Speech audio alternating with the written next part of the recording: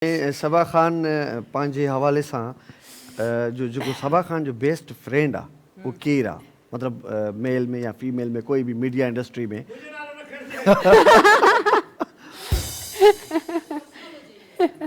हाँ, best friend तो खैर हाणे केर भी कोन्हे। ओए ओए ओए ओए ओए ओए ओए ओए ओए दिल टुटी वई।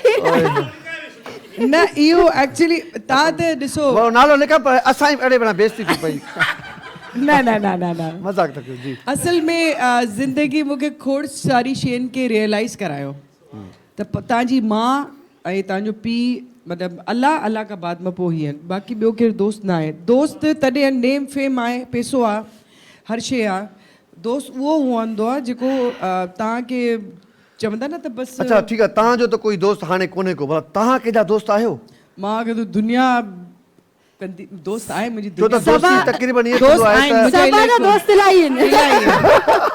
हा दोस्त मां हिननि खे इलाही लाइक कंदी आहियां, सौराब खे लाइक कंदी आहियां, ऐं असांजी उहो दादली वेठी आहे, दादली दुआऊं ॾिनियूं। हा ज़रीना छा आहे नालो आहे? फज़ीलत फज़ीलत बेगम, ठीकु आहे।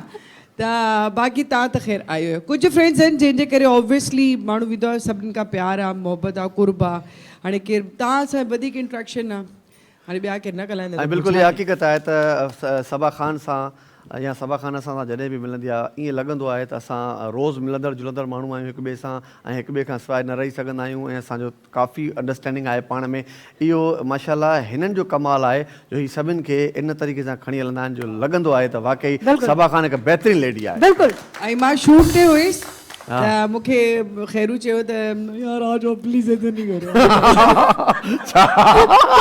छा थी? प्लीज आ जाओ यार प्लीज़ आ जाओ। मूं वरी सौराब खे फोन कई, मूं वरी हेलो अच्छा छा थियो भाई किथे?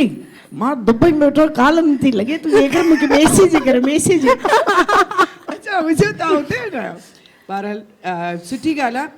मां इहो ई चाहींदसि त धरती टेलीविज़न खां अलावा जीअं तव्हांजो हिकिड़ो चैनल लॉन्च पियो थियो, अलाह साईं हुन में तरक़ी ॾिए।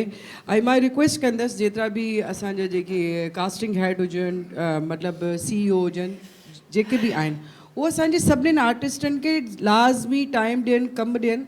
इहा हक़ीक़त आहे। तव्हां सबा ख़ान उन्हनि आर्टिस्टनि मंझि आहे ही जंहिं बि चैनल ते कमु कंदी न, सच ॻाल्हि इहा आहे त उन चैनल जो ईअं सम्झो भाॻ हूंदो। बिल्कुलु हक़ीक़त आहे।